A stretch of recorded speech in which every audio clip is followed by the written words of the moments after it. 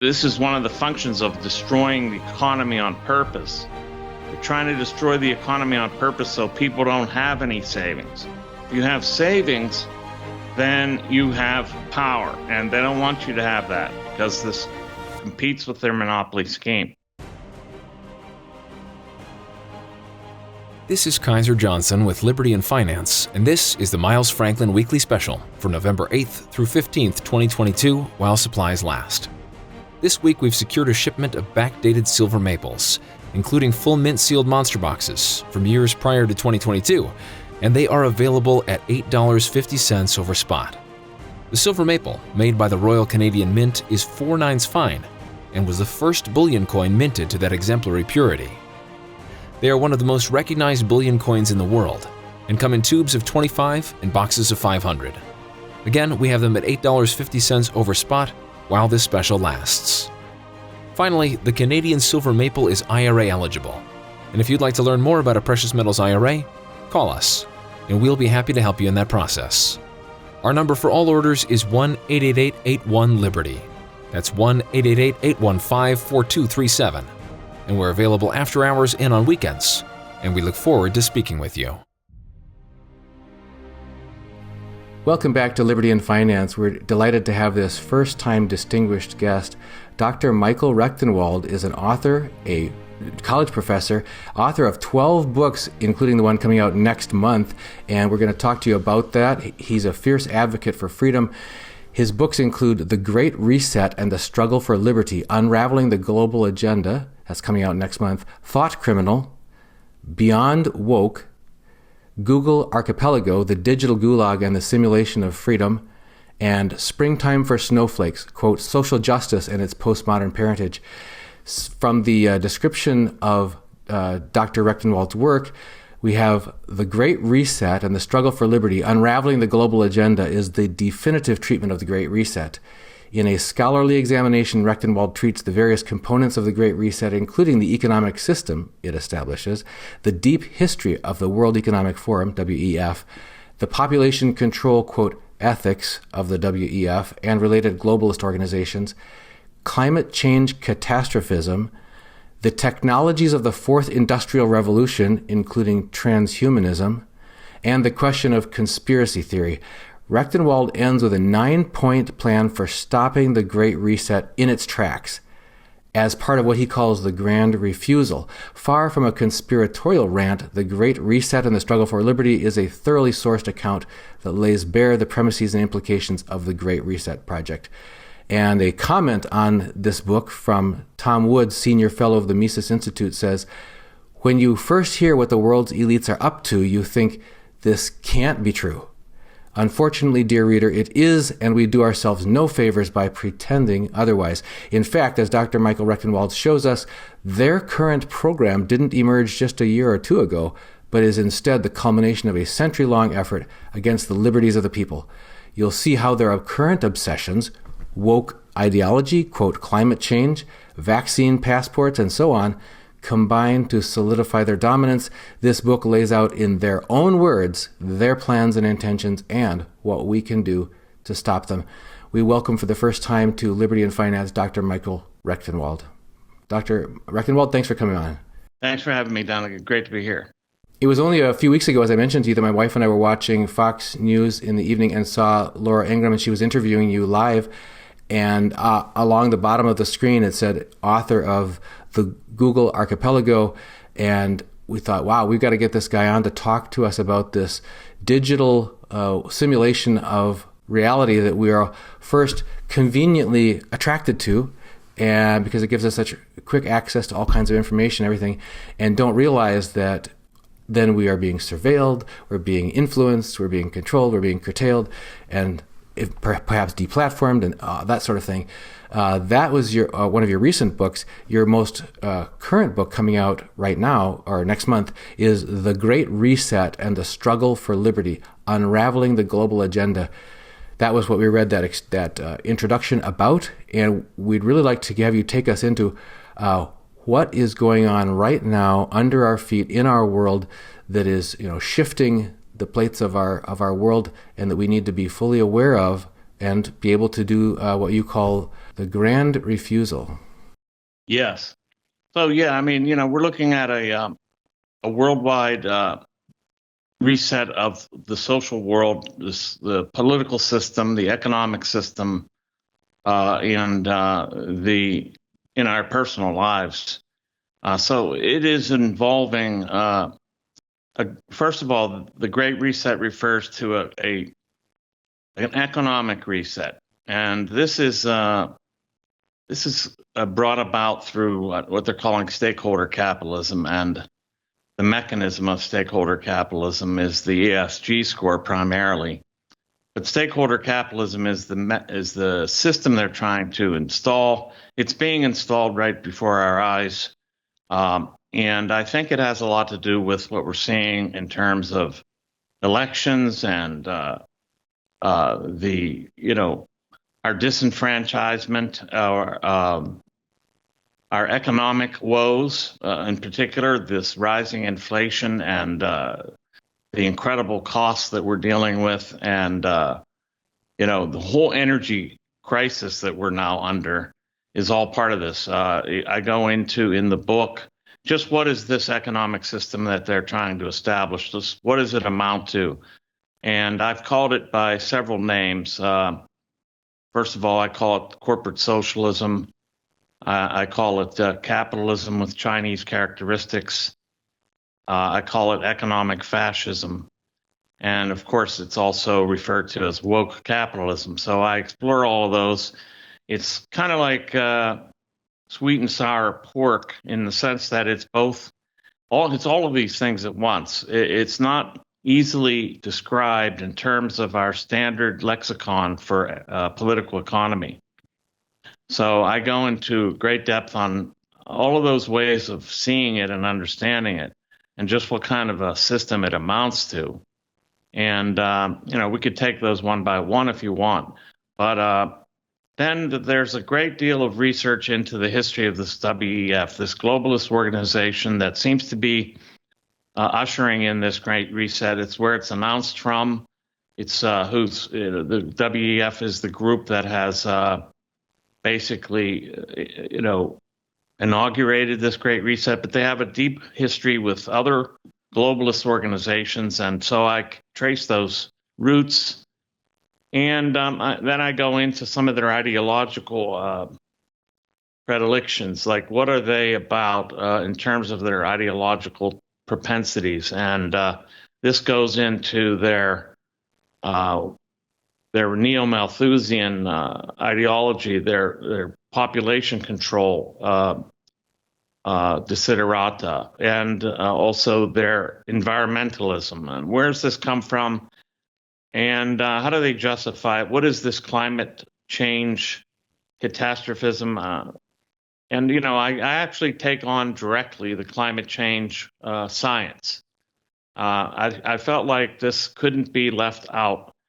And if you don't address it directly, it lingers there, and they use it as a pretext for everything.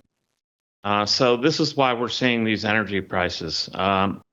This is why Biden has signed over 12 executive orders that have been crushing to the fossil fuel industry, coal, gas, oil.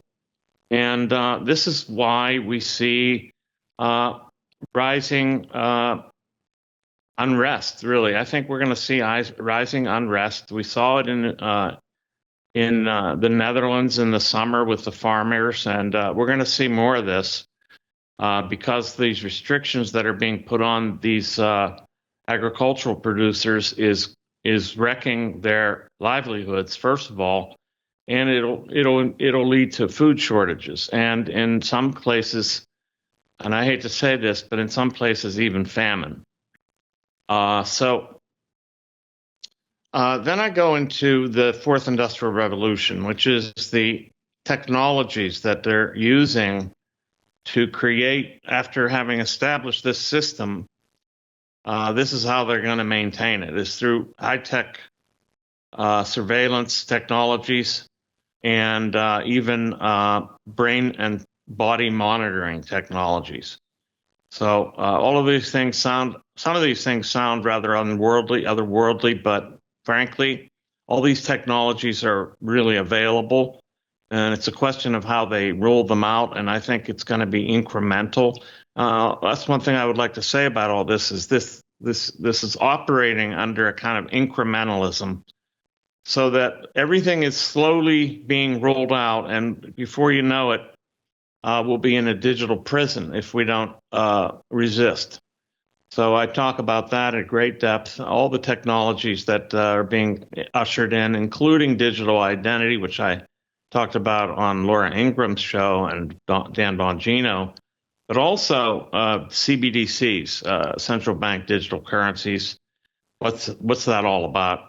And what will that amount to? And your listeners probably know very well what that amounts to. And then these transhumanist technologies, which are really take things to a whole nother level, where we're talking about implants and brain cloud interfaces and things like that. I address all this. And then finally, other thing I'd address is this question of conspiracy theory itself. So one of the biggest defense mechanisms that this globalist elite uses is this charge of conspiracy theory. So I investigate the question of conspiracy theory itself, and I adjudicate that philosophically. And in other words, I investigate the epistemological status of conspiracy theory itself, and whether that disqualifies something from being a legitimate theory. Just because something is a conspiracy theory, does that make it illegitimate? And I go through a lot of philosophical discourse in order to adjudicate that problem. And then I come at the end with the grand refusal, with a 9-point plan to stop this, to what people can do to end it, to stop it in its tracks. And there's a lot of detail in there about what we have to do, but there's a pretty serious, clear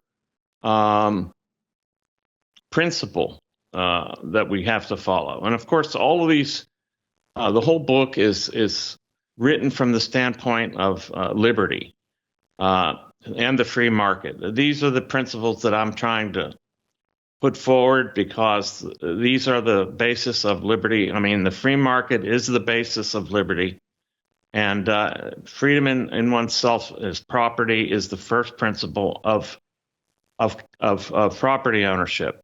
And the free market and our individual freedom is totally hinging upon this principle of property in oneself. And this is what they're trying to abrogate. They're trying to undermine our property in ourselves. The famous quote that many people, when they ask them, what do you know about the World Economic Forum, one of the things that some people know is the quote, "You'll own nothing and be happy." Can you talk to us about what the origin of that is, what it signifies, and how descriptive you think it is of what's coming? Yeah, that was a blog post by Ida Auken, and she's I think she's either she's from some Scandinavian country. I can't recall right off the top, but she's a young global leader in the World Economic Forum, and she posted that.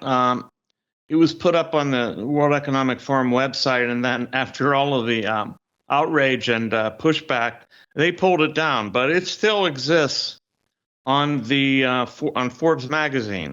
They're still up on Forbes magazine, and the idea was she was talking about 2030 and writing to us from this hypothetical future in which there's no longer any property ownership. Everything is rented. There's no need for a car. There's no need for basically anything. Even your underwear are rented. So, I mean, it is like a prescription of what it would be like to be in 2030 as they envision it. And that by they, I'm talking about the World Economic Forum and the UN and the World Bank and the IMF and all of these organizations that are colluding to establish this.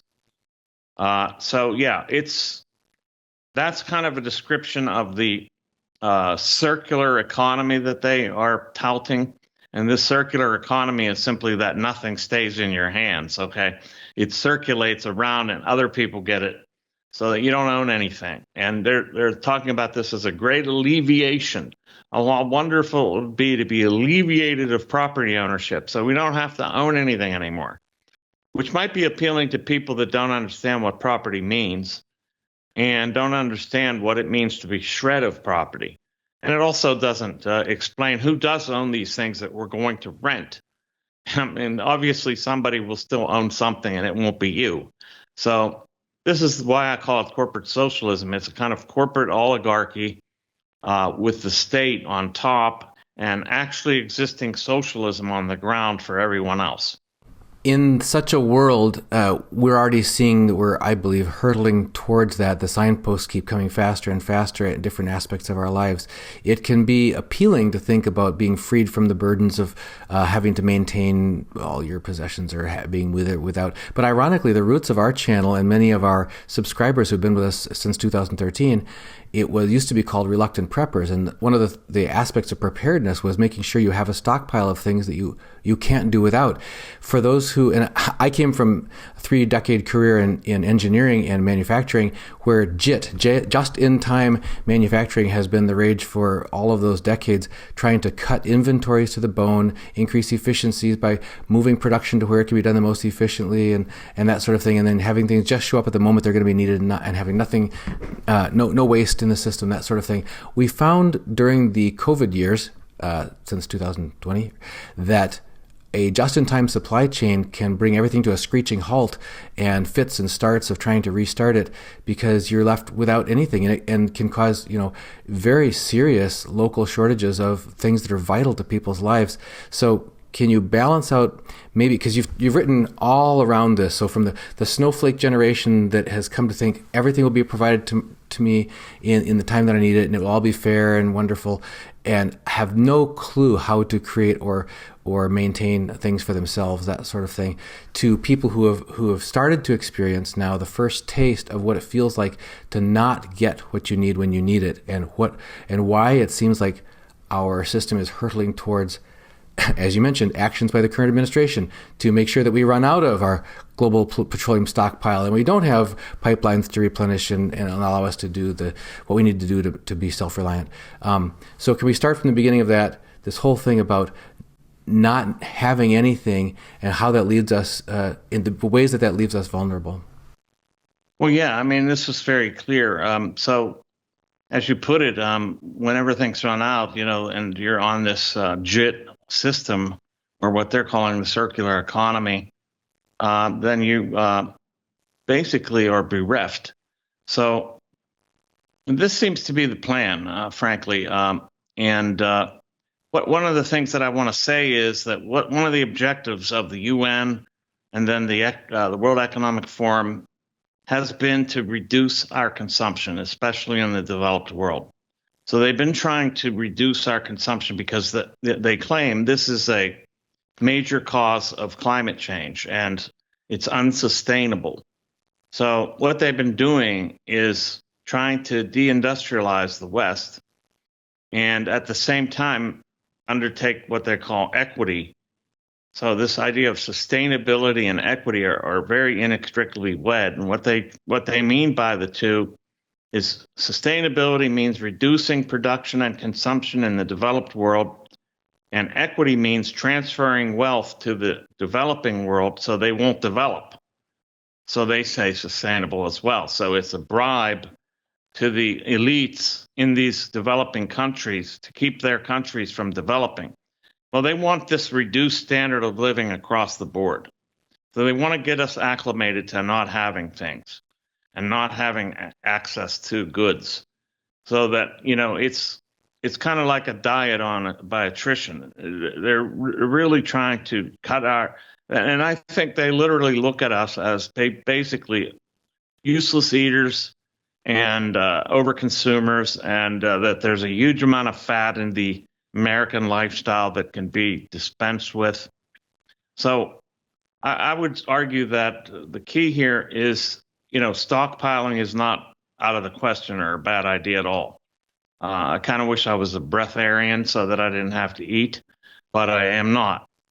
Not that I would do it for any ethical reasons. I love meat, eat steak as often as possible.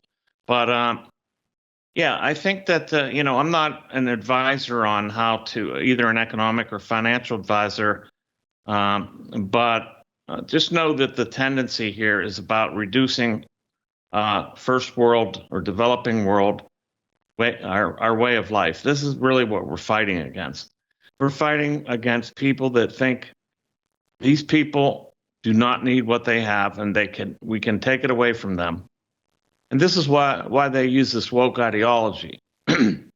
As I explain in the book, this woke ideology has a function. It's not just a bunch of blue hair kids on campus. This is the elite's ideology that they're perpetrating to the masses. And the way it works is they want us to feel like we were never deserving of anything in the first place. It was a function of privilege, which can be then revoked.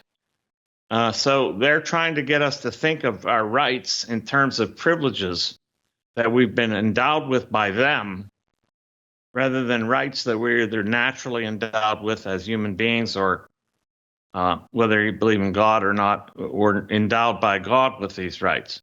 They are taking these rights into their own hands and suggesting that they were always privileges. Your right to own anything was always a privilege, and it was really a privilege you didn't deserve. It was based on the exploitation or something else of other people. And this is why they've been using this. But it's not working on either the target audience, which is, I would say, middle America and the analog of middle America throughout the world, and not, and supposedly as a the beneficiaries are supposedly, these others,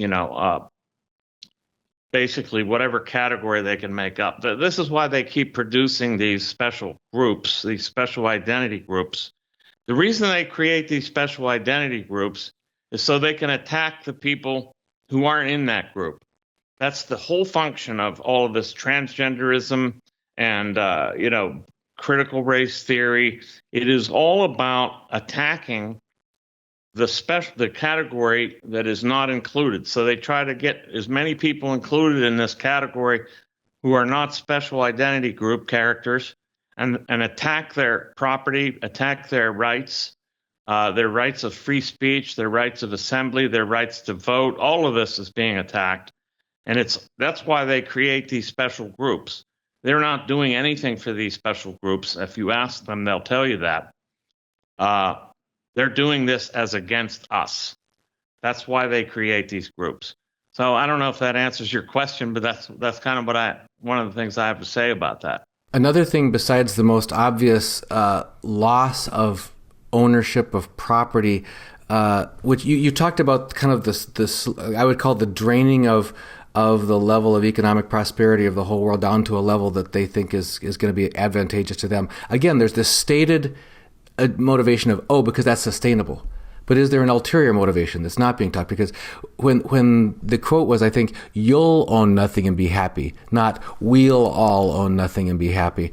So that was one thing I wanted to get back to is this lowering the water level for everyone or only for some? And if it's not for sustainability, what is the ulterior motive? Well, it's a monopoly cartel scheme. The whole ESG thing, for example, is a cartel scheme. It is about getting rid of all of the producers that don't abide by this ESG or can't afford to abide by it. So it ends up benefiting these larger monopolistic corporations. The woke capitalism is a means of dividing the woke from the unwoke. And the reason they're doing that, why are these corporations subscribing to something that seems to be against their interests? It's not against their interests. They are monopolists. So the point of all this is of woke capitalism, of stakeholder capitalism. It's a cartel monopoly scheme to create a woke cartel of approved producers and to drive everybody out of business. So the answer to your question is, it is these corporate oligarchical monopolists who will benefit from this stakeholder capitalism and this reduced standard of living. But they're wrong about it, of course. It's going to flop. They don't really understand economics, apparently, or else they don't care. They think they can change the laws of economics, and that they can create a system that's sustainable economically when you have no middle class. And that just won't work. I mean, they look at China as the model, and this is why I call the system capitalism with Chinese characteristics. China is the model of a large state with favored corporations in collusion with the state, and those state-approved corporations also benefit the state by adding power to the state. They give the state augmented powers of surveillance and precision monitoring and so forth, but they also provide justification for the state's growth. Okay. But the other point here is that what happens under that system is you have socialism on the ground and capitalism, or so-called, on top, or it's really monopolistic capitalism. It's not capitalism as we know it. It's not the free market. It's the obliteration of the free market. The beneficiaries are these corporate oligarchical monopolistic cartel members. That's what I was waiting to hear, whether was part of your assessment of the ulterior motive is that by eliminating the competition of the middle class, you end up with a monopoly on being the elite who have the desirable lifestyle, and everybody else, the few that are left, can support you. Now that's the big picture, the slow-moving, draining of the prosperity. But there's also another thing that you hinted at, and you've certainly written about extensively, and that's this idea of control and restriction and basically totalitarianism that it empowers the government. So it's not just by making everyone own nothing and putting us all, I think you said, bereft, something making us all basically nothing in our hands, nothing in our pantry, nothing in the refrigerator, nothing in the cupboards, basically utterly dependent on the next handout. There's the economic impacts of that, but there's also the control impacts. Can you address that and how that makes us subservient to the state? Certainly. I mean, this is the thing. Socialism is a monopoly scheme. In order to enforce a monopoly, you must have totalitarianism. And that's what they're enforcing. That's what they're trying to bring about, is a total totalitarian system. And that means total control over the population, because in order to breach, or I should say abrogate, individual property rights and individual rights in general, first we got to get rid of free speech, because it's a defense for property. So once you get rid of that and you get rid of property, you have to have a totalitarian regime to enforce it. It's like in the Soviet Union, for example. Why did they have to undertake a great terror and a great purge and all these other horrific mechanisms? Because in order to maintain a monopoly, you have to get rid of any kind of competing ideas. You got to get rid of any kind of competing entities. You have to have a singular world party. A singular party. You can't have competition politically. You must eradicate it, which is being attempted in the United States. I won't get into the mechanisms, but it's ledger domain. I'll put it that way. Electoral ledger domain. I think that should pass muster. I told you I had a way around these things. The way you avoid censorship is by using a traditional vocabulary, which is much greater than the reduced lexicon of the censors. Yes. Yeah, exactly. So that's, once you try to get rid of economic rights and property rights and individual rights, which are all the same, you got to have totalitarianism, and that's where the technology comes in too. Digital identity, which tracks you from cradle to grave. CBDC, which monitors and controls potentially all spending, savings, and debt, could tax you on the fly, real-time taxation for any income, negative interest rates, actually expiring finances if the state wants it to expire. Say they give you UBI, which is a possibility, Well, they can make it expire if it's not spent quickly, so there's no savings. This is the key. They're going to try to eliminate savings. Savings is a power mechanism. It's a means of maintaining some power. So if you've got to get rid of people saving things. This is one of the functions of destroying the economy on purpose. They're trying to destroy the economy on purpose so people don't have any savings. If you have savings, then you have power, and they don't want you to have that because this competes with their monopoly scheme. So that's why the CBDC is brought in. And then, this whole other panoply, like the Internet of Bodies, basically they're going to try to get you to put wearables on your body that monitor all of your organs and organ systems, and even possibly inserting, nanotechnology into your brain, which would put you on the cloud. They'll sell this as like an enhancement. You'll be on the internet all times. You'll be like some genius pulling down all the world's information just like that. But this is not the purpose. Purpose is to basically interrupt thoughts, and also you'll be transmitting to the web. You'll be transmitting your thoughts to the cloud. So, I mean, this is really what they have in mind. Can you believe this? This is all true. I've got the research to back it up. I've tied it down to the technologies and the developers of this technology. This is not science fiction. Well, I think we've experienced the forerunners of that. In many areas of advanced technology, you get a taste of it in the earlier versions of it. So people who have searched for anything online using some of the big name search engines, such as one that's in the title of your book, Google Archipelago, have learned that their actions and choices of what they search for, the terms that they use, will suddenly influence advertisements to show up, not only in that application, but in any other environment that they're on and on any device that they're on, and suggest things for them to watch, suggest things. So there's already this sense of our every movement being tracked, monitored, and used to influence the information, the version of reality that we're being presented. And that it's baffling to many people. You've talked several times in the last few paragraphs about how we are being divided into groups. You're either in the favored group or you're not. You're in the identity special group or you're not. And that's so that they can have their way with those who are not in that focus group.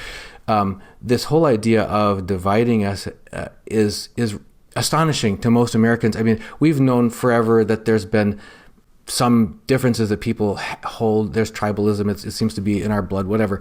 But still, we were Americans. And the most admirable statesmen that we've had have said, I'm not the leader of this group or that group. I'm of Americans, and there's something very deep in us that wants that sense of a country, a beloved country identity, that sort of thing. But in the current era, there's this sense of what we're being divided into all kinds, and I won't go down. We all know painfully within our families, within our friends, within our coworkers, it gets to where you can't talk about anything because we're all sharply divided into this. It's like a fractal, and that's how it feels like we're being splintered. Trying to divide you against your family and your family against you by putting you in a category like right-wing extremists or, deplorable or whatever. And then every relationship is impacted by this kind of discourse. And this creates this kind of enmity, and you become a pariah. I mean, it's incredible what they're undertaking. But that's what it is. And, in this digital realm, unlike in 1984, where Winston would write and rewrite headlines and news from previous times, they can do this in real time with digital text. So they can change that. And, of course, there's all of the total blacklisting and memory holing and ranking and down ranking and control of information, which is what Google's about. Google is a information control system that has been set up, to control all the kind of inputs that we get as much as possible, to disappear things they don't want us to know about or think about or consider or even know exist. So Yeah, those are forerunners for this kind of high-tech, big digital, brave new world that they're looking at here. And as we mentioned, because you can be influenced and guided, you end up with these shockingly divergent subpopulations, people who say, well, everybody I know and everything I hear and every news report I hear says this. And the other people say, you've got to be kidding me. Are you not aware of this, and this? Because that's all fake stuff. And so everybody's got, these groups have their own versions of the truth.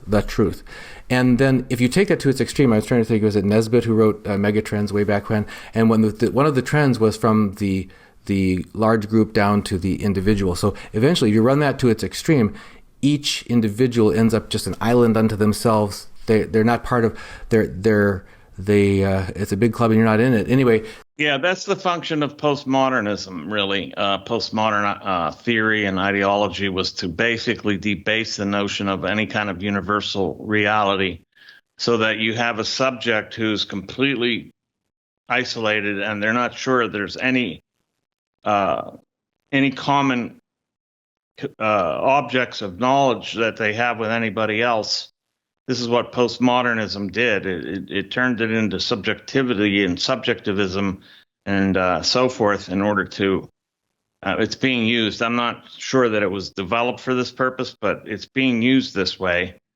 This is a postmodern epistemological crisis that we're in that has been created by this subjectivism so that it creates this world where you don't have common objects of knowledge, common signposts even, and likewise this isolates the subject, makes it impossible for them to collaborate to the point where we create a common objective reality that we don't create it, that we acknowledge, that we are able to collaborate to learn and arrive at some kinds of notions of truth. They've been trying to undermine the notion of truth for some time. And as you mentioned, there's a saying, knowledge is power, but okay, on the individual level, yes, you can probably make it through a prisoner of war camp if you have enough internal power to persist through that kind of thing, through what you know about to be true about yourself and about your relationship with creation, whatever. But I won't use collectively, so that we can effectively organize into critical masses of people sufficient to stand up to and stand up for the things we should. That takes being able to share and having a common understanding of reality and of truth. The other thing that you mentioned is about this idea of we're being sold this nirvana, this utopia of ideal of, you'll own nothing and be happy. But we're seeing throughout history, especially played out quite dramatically in the 20th century and continuing, that when people know that their individual efforts won't matter, that you're going to be assigned success or failure, you're going to be winners and losers are going to be picked from on high based on whatever political goals are, that what the result is of that is depression, loss of hope, chemical use, abuse, all kinds of things. Can you talk to us about the effects on the individual of living in this so-called utopia of you're going to own nothing and your efforts don't matter? Yeah, whenever they politicize everything, including the economy and even positions, the point is that it's a total demoralization of the population. Especially those that are not given, that are not approved, that are not supported by the elite, that are not endowed with credibility. There's a sense of, you have no credibility, and so we're going to eradicate that. And so then, promotions and everything in terms of the social order is all determined by obeisance to the degree of obedience that you have towards the regime, and likewise, this ingratiates those who have been approved through whatever means, political identity and so forth, so that they become rabid defenders of the regime. That's why we see these kind of rabid defenders of the regime, because they've been accorded some sort of credibility or some sort of acceptance and so forth by the regime, and then you see the vast majority falling into this kind of total despondency because they're not, and they know that their efforts, their value is not determined by anything in the marketplace or what other people want or anything like that, but it's all determined by this political system. You have these what's been called unfounded upward mobility for the compliant, and then you have kind of downward mobility for the rest. And there's no meritocracy at all. Meritocracy is defeated, and then this creates, as I said, this loyalists to the regime. So the regime promotes unqualified people on purpose because they become the most loyal people, knowing that, in fact, it wasn't their accomplishments or their merit that got them there. It was the regime's largesse that got them there. And so they become the most fervid loyalists to the regime imaginable, and everyone else is basically discredited. And that's been going on. That's what's going on in the political system, to somewhat of a lesser extent in the economic. But even in that case, you see people losing their jobs for not abiding by critical race theory ideology or transgender ideology, and they're being canceled all over the place. Or in the case of the vaccine regime, which I won't talk about too much, canceled for their lack of compliance with that or their incredulousness toward it. I won't say more, but you know what I mean. And yeah, you just struck so many chords there. One was this idea of how the state can reward those that it wants to be more loyal. And at the very highest level, you get those who actually get to participate in that experience of life at the elite level. You get to really play with these elites. You get the private jets. You get all this stuff. You get to be not the ones who are excluded from that group of you will own nothing or whatever.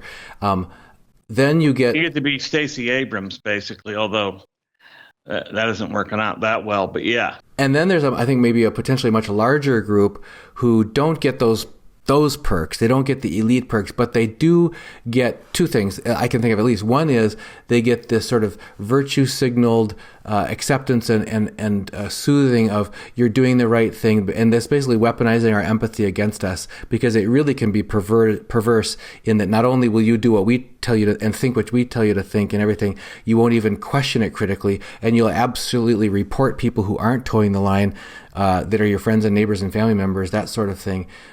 We've seen lots of examples of that just in the last couple of years, compliance or refusal of compliance.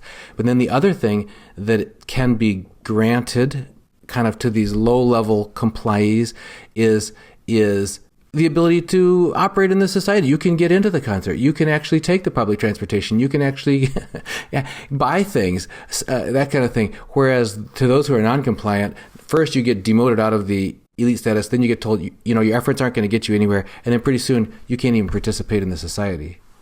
And this is where the social credit score will come in, and has been coming in effect. A social credit score will be the means by which this is granulated by determining effectively your degree of compliance with the system. The other thing the elite do is flatter the adherents. They flatter them with the idea that, oh, you really know, and you're actually right, and these other people are conspiracy theorists, and they're nutcases, or else they're stupid, and they're just not that bright. So this is why, well, frankly, this is why I exist for this moment, because they don't have anything on me in that way. I was a part of that club, and it's all bullshit. Excuse my language, but, I was a part of the club.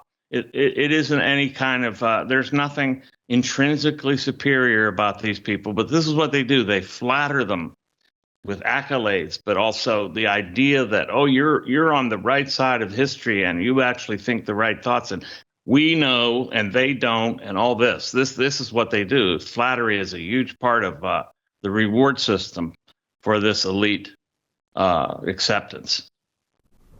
ironically, we're subject to that. We have a weakness around that as humans, it seems, or we can, depending on where our emotional maturity is.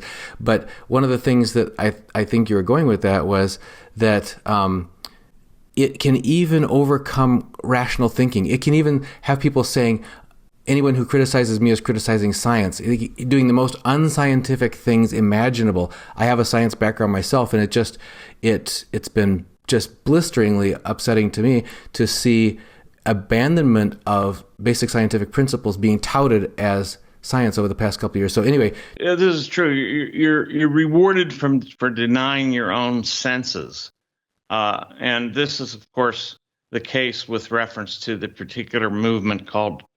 It's not transhumanism. It's another trans. I'll leave it at that. You're actually rewarded for denying your own senses and for making statements that are, absurd on their face. And we know what those kind of statements are. Yeah, and in fact, we are being co-opted into that in order to participate in society. You walk into whether it's into a store, and there's a person who presents himself to you, and you're being pulled into it. You've got to play along. You've got to go along with the act. And I know Jordan Peterson, professor of University of Toronto in Canada, has come out very vociferously in objection to coerced speech from the state. But even short of that explicitly, we're all being subject to certain forms of coercion into participation and playing along with a mass delusion. Yeah, and even highly inappropriate things that may be inserted into, so-called family-friendly movies or that sort of thing. You're sitting there now. Are you going to do anything about it? Are you going to say anything about it? What are you going to do? Are you going to withdraw your whole, never go to the theater again, and never have a streaming, service into your home blanket? Because these things are just getting inserted, and you either opt out or do something about it. Now, this leads us into the last part, which I wanted to get to, is what are the things, at least in summary, without spilling the beans on the 9-point plan. Well, I mentioned ESG, and I mentioned the fourth industrial revolution technologies. I've mentioned the economics that they're trying to impose. So, I mean, it follows from that basically you must. So here's the thing. In rejecting these transhuman technologies and these other technologies, you're going to be figured as a Luddite, as an anti-technology reactionary. This is one of the geniuses of progressivism, is that makes you buy into things. And if you don't buy in, you're some reactionary, or you're a Luddite, or you're some sort of Cro-Magnon man. So we have to have the sophistication to understand that these epithets we cannot let them apply to us. We're rejecting these technologies because they are amounting to a total surveillance totalitarian system. That's why we reject them, not because we're stupid or we're against technology and so forth. We reject the ESG score, not because we don't care about the environment. We might not believe that climate change is what they say it is, and it's not. But we reject it because it's a complete scheme for eradicating our property rights. So the ESG must be rejected, and that means investment-wise. So going to the financial aspect of your program, you must get your funds out of these ESG-abiding companies and asset managers. You must get your money away from ESG banks.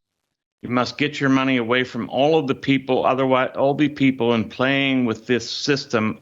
Otherwise, you're feeding the beast, and it gets more and more power and momentum as you add more funds into it. It just gets to be this rolling ball that's irresistible. So we must pull away from all that. We have to reject ESGs, reject the Internet of Bodies, Internet of Things, CBDCs, digital identity. We must reject we must practice the free market. So we must continue to keep the free market alive, whether we become a remnant for the future or whether we create alternative parallel structures, parallel economic systems, whether we're able to do that or not. Practice the free market in your own life. Completely attempt to eliminate dependence on the state. so that not only do you not feed the beast that way, but you have self-reliance, and that gives you power. That gives you the power to resist.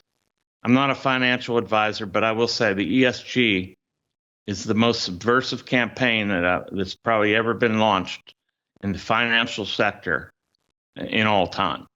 So you must find a way out of it. And that means if you have any wealth invested in stocks and so forth, you must extract your stocks from these portfolios and so forth. Well, that's getting to be almost, it seems like, but what we're being shown is that's almost all companies, almost all banks, almost all currencies, that sort of thing. Almost all. Although you did touch something that was near and dear to the heart of our viewers since 2013 about preparedness and being able to stockpile things that are necessary for life, for the good of your family, that sort of thing. And you mentioned a minute ago, we're being shamed as being you used a really good word, reactionaries or whatever, when the elites have some what they call progressive. And G.K. Chesterton, early 20th century author, always questioned. He said, when someone says they're a progressive, you need to get very suspicious and ask them for some very difficult questions, because progress implies that there's a goal, an ultimate. Telos. How can you even tell? Yeah, tell it. In other words, what's the ultimate end of this? If progress is in the direction of better, then what's perfect? And if you might find that it's not at all where you want to go. The other thing you mentioned, of course, was having something that you need so that you're not utterly dependent and bereft.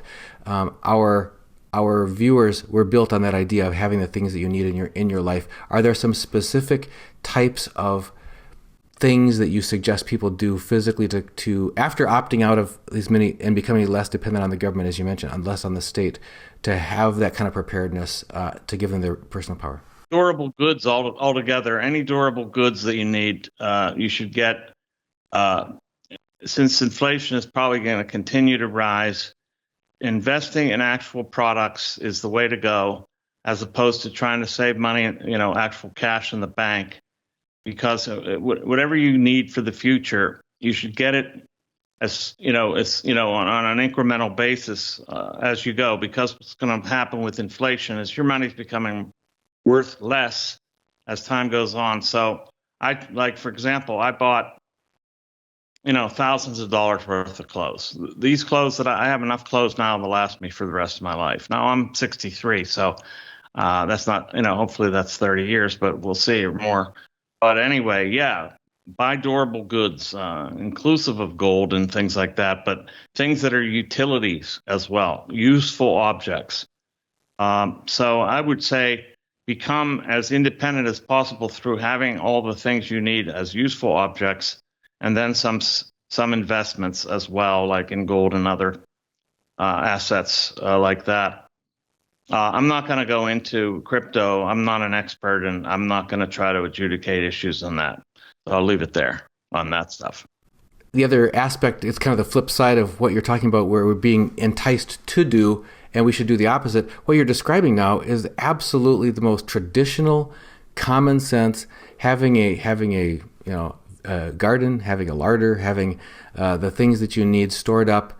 I mean, this has been human wisdom forever until the last several decades. That's one more point before we leave you. And in your book, you talk about how this isn't a new thing. People may feel like this has just exploded onto the world stage in the last couple of years, but you say, no, the roots of this go way back. And can you just give us a brief whirlwind tour of that? We'll have to have you back again to give us a more detailed exposition of that. Sure. There's a couple prongs that have a long history, and one of them, of course, is the attack on the free market and classical liberalism that's been underway since the early 20th century. There's been an attempt on the part of what I call subversive elites to subvert the American system and to Sovietize it. They talked about convergence, so much. They talked about trying to make the U.S. more Soviet-like, to collectivize us as much as possible. This goes back to the early 20th century. It's been underway for quite a while. And the other prong of it is, of course, the so-called environmental movement, which, many people who were very big in that movement in the early stages came out and said, this is another path to socialism.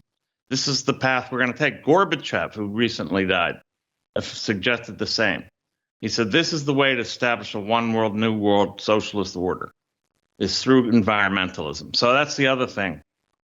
You know, when I read my book, but I will say here, you must reject the climate catastrophism. Whatever you think about climate change, you know, hopefully you're right, but the catastrophism is insane. And likewise, we must resist this nonsense that they're going to try to guilt trip us about, and they are trying to guilt trip us about.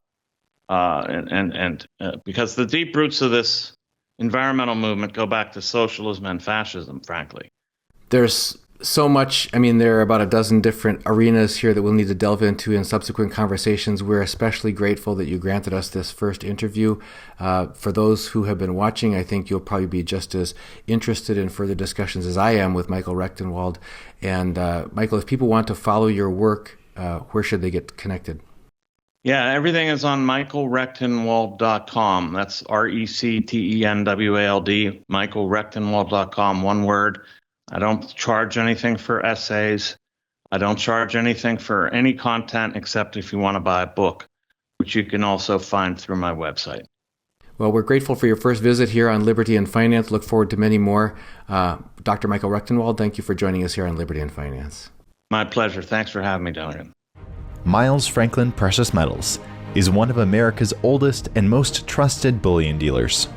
Miles Franklin is A+ rated and accredited by the Better Business Bureau, licensed and bonded, and has 0 complaints ever registered. Here at Liberty and Finance, we are licensed brokers with Miles Franklin. To order, simply call us, discuss your needs, and we will let you know our live inventory, prices, and availability, and lock in your order over the phone. Once your order is locked, the price is held for you regardless of market fluctuations, and the metals are reserved for you awaiting your settled payment. Within 1 business day of ordering, you will receive an email invoice detailing the order and payment instructions. Miles Franklin accepts payments by bank wire, ACH or electronic check, money order, check mailed priority mail, and cryptocurrency. The fastest forms of payment are bank wire and cryptocurrency. Upon settled payment, metals will ship out within 3 to 5 business days. You will receive tracking information via email. Domestic shipping charges are $15 for any order under 500 ounces of silver or 10 ounces of gold. For orders larger than that, domestic shipping is free. The package will be double boxed, fully insured, and labeled discreetly, with no indication of the contents inside. For your privacy, the name Miles Franklin will not even be on the package. To talk to myself, Elijah, my brother Kaiser, or my father Dunnigan, call 1-888-81-LIBERTY. That's 1-888-815-4237.